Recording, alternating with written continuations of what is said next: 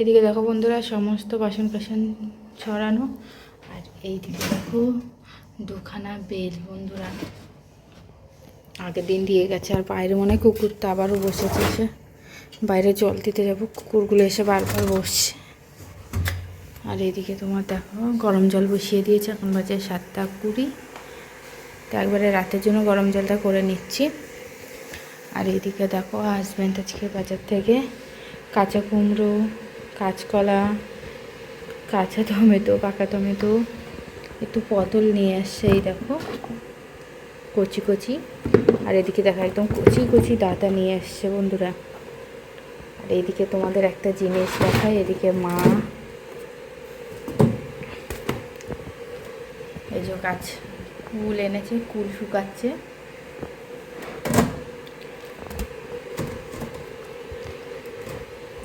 আর এদিকে রাতের বেলার জন্য তোমার একটু কাঁচা টমেটো ছেঁচকিয়েছে অল্প, আর তোমার এই যে তোমার কচি ডাঁটা দিয়ে মাছের মাথা দিয়ে আলু দিয়ে তরকারি করেছিলাম, এই আছে। আর এর মধ্যে একটু থানকুনি পাতাও দিয়ে দিয়েছিলাম। তো রাতে বেশি কিছু করবো না, যেহেতু দুপুরে একটু মাংস খাওয়া হয়েছিল ওই কারণে। এই দেখো।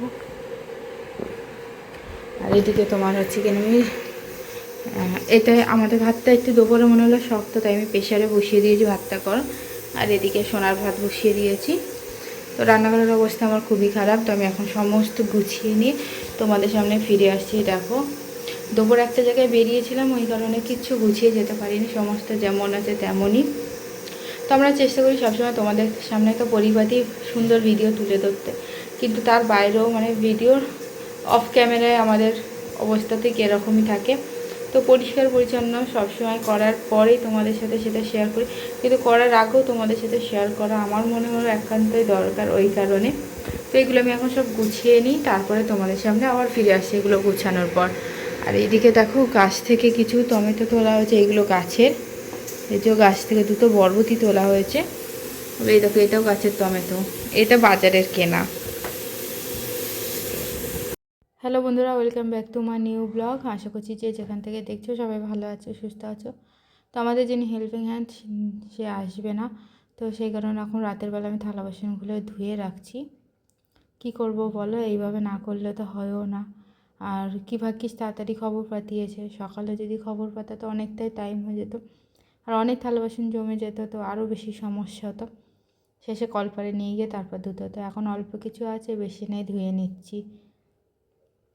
আমার ব্লগ কে কোথা থেকে দেখছো অবশ্যই বন্ধুরা কমেন্টে জানিও। তো তোমাদের সাথে আজকে একটা বিশেষ ব্লগ শেয়ার করব, তো তোমরা দেখতে থাকো, আশা করি তোমাদের সবার খুব খুব ভালো লাগবে। তো এখন আমি থালা বাসনগুলো আগে ধুয়ে নিই, তারপরে আরও অনেক কাজ আছে রান্নাঘরে আজকে। যেহেতু দুপুরবেলা একটা জায়গায় বেরিয়েছিলাম, তো কিচ্ছু কাজ করা হয়নি। তো কোথায় গিয়েছিলাম, কি কিনেছি, সেটা তোমাদের সাথে নেক্সট ব্লগে আমি শেয়ার করব অবশ্যই। বন্ধুরা দেখো, এসে চুলটা আমি খুলতে পারিনি, যেমনভাবে বেঁধে গেছিলাম সেইভাবেই বেঁধে তারপরেই চলে এসেছি রান্নাঘরে। যেহেতু এসে ঘুমিয়ে পড়েছিলাম, 4:30টার সময় বাড়ি এসেছি, এসেই আমি শুয়ে পড়েছিলাম। মানে এতটাই শরীরটা ক্লান্ত লাগছিল, সারাদিনও মানে খাটাখাটনি। তারপরে আবার বাইকে যাওয়া হয়েছিল, তো কিছু দরকারে বেরিয়েছিলাম আমি।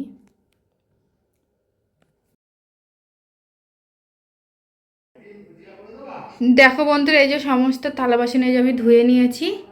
আর এদিকে দেখো তোমার হচ্ছে কি না, এগুলো এখন সব পরিষ্কার করে নিয়ে ফিরে আসছি আমি তোমাদের সামনে।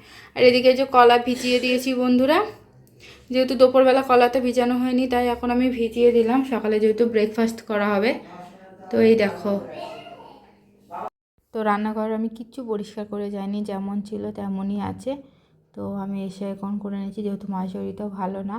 আর মায়ের শরীর ঠিক থাকলে মাই পরিষ্কার করে নেয়, আমাকে আর করা লাগে না।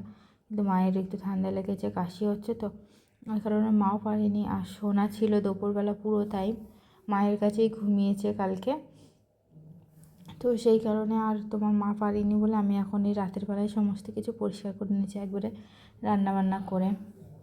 আর এইগুলো অপরিষ্কার থাকলে না নিজের কাছেরই কেমন লাগে। আর হুট করে না কেউ কোথা থেকে আসলে ফার্স্টে দেখবা তোমার রান্নাঘরটা গোছানো কি আছে কি না, সেটা সবার আগে মানুষের দেখবা চোখে পড়ে।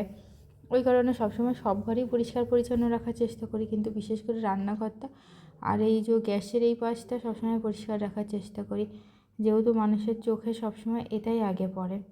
তো ঠিক আছে বন্ধুরা, এইগুলো এখন আমি আস্তে আস্তে সব পরিষ্কার করে নিই। তোমরা সাথে থাকো, আশা করি তোমাদের সবার খুব খুব ভালো লাগবে।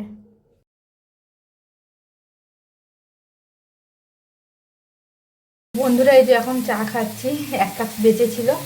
আর এই যে হাজব্যান্ড মায়ের জন্য তোমার পান পাতা নিয়ে এসছে, মা খাবে। আর এই যে এখন হাজব্যান্ডের জন্য আমি একটু ডিমের ভুজিয়া করছি। তো পেঁয়াজ লঙ্কা টমেটোটা ভেজে নিচ্ছি, টমেটো দিয়ে খাবেন উনি এখন। আর তারপরে ডিমটা দিয়ে ভুজিয়াটা করে নেবো। আর এই যে আমার রান্নাঘর পুরো পরিষ্কার হয়ে গেছে বন্ধুরা, ক্লিন করে নিয়েছি আমি। তো আমার ভিডিওটা তোমাদের কেমন লাগলো অবশ্যই কিন্তু কমেন্টে জানিও। ভালো লাগলে লাইক শেয়ার কমেন্ট করে সকলে পাশে থেকো। সকলে এইভাবে সাপোর্ট করো যাতে তোমাদের ভালোবাসে এইভাবে এগিয়ে যেতে পারি। আগামীকাল দেখা হবে তোমাদের সাথে একটা নতুন ভিডিওতে। Tata, bye bye. এই যে বড় মশাইয়ের জন্য ডিমের ভুজিয়া তৈরি হয়ে গেছে বন্ধুরা। তো আজকে ওর একটু বিকালে খিদে লেগেছে, আজকে যেহেতু অনেক তাড়াতাড়ি খাওয়া হয়েছে ওই কারণে। আর ও তেমন মুড়ি টুড়ি একটা খায় না, আমি যেমন মুড়ি খাই আমার খিদেটা তা মিটে গেছে, মুড়ি খায় না, তো তাই ওকে একটা ডিমের ভুজিয়া করে দিলাম। আর এই যে মেয়ের জন্য এখন তেল গরম করে নিয়ে যাচ্ছি, তেলটা মাখানো হবে। তো মেন যে ব্লগটা তোমাদের সাথে আজকে শেয়ার করা, তো চলো তোমরা দেখো। তো দুপুরে তো মাংস তরকারি অল্প ছিল কালকে, তো তার মধ্যে আমি একটা বাটি বসিয়েছি। তো আমি ডিম মেয়ের জন্য হাফ বয়েল করবো। মানে কত বড় বিপদের হাত থেকে, আর তরতাজা একটা প্রাণ নিজের হাতে শেষ করে দিলাম। আর অনেক বড় বিপদের হাত থেকে রক্ষা পেলাম বন্ধুরা। তো ডিমটা এক হাতে পাতা ছিল, আর এটা হচ্ছে ডবল ডিমের কুসুম। তো ফার্স্টে না এরকম একটা কালার দেখে না আমি বুঝতে পারলাম যে কিছু একটা ঘটনা আছে। তো সেই কারণে দেখো আমি পুরো ফাটিয়ে নেওয়ার পরে দেখো কি অবস্থা, পুরো লাল ডিমটা, মানে বাচ্চা হওয়ার ইয়ে ছিল এই কারণে। আর তারপরে আবারও আর একটা ডিম দিয়ে আমি তখন সেদ্ধ করে নিচ্ছি। আর এটার অবস্থা দেখো কতটা খারাপ একদম। আর বন্ধুরা এদিকে মা দেখো আজকে বিটের গুঁড়ো করেছে, আর বিট এমনি কিছুটা রেখে দিয়েছি সারা বছর সংরক্ষণ করে অফ টাইমে খাওয়ার জন্য। তো যেটা তোমাদের বলছিলাম, মানে ভীষণই খারাপ লাগছিলো ডিমটা যখন ফাটিয়েছি। আর এক একটা ডিম প্রায় তোমার 12 টাকা না 13 টাকা করে নিয়েছে, তখন এত টাকা লস হলো, সাথে একটা তরতাজা প্রাণও চলে গেল বন্ধুরা। তো কি করব বলো, নিজের হাতে শেষ করতেও ভীষণই খারাপ লাগছিলো। আমি আগে থেকে জিজ্ঞাসা করে নিয়েছিলাম এরকম কিছু হবে কিনা, বলেছিল হবে না, তবু হয়ে তো গেল। আর নিজের ভীষণই খারাপ লাগছিলো, সেই মুরগিটার কতটা কষ্ট হচ্ছে বলো। স্বাভাবিক আমরা মানুষ হয়ে আমাদেরই কতটা কষ্ট হয়, সে তো কিছু বোঝাতে পারে না, কিছু বলতে পারে না।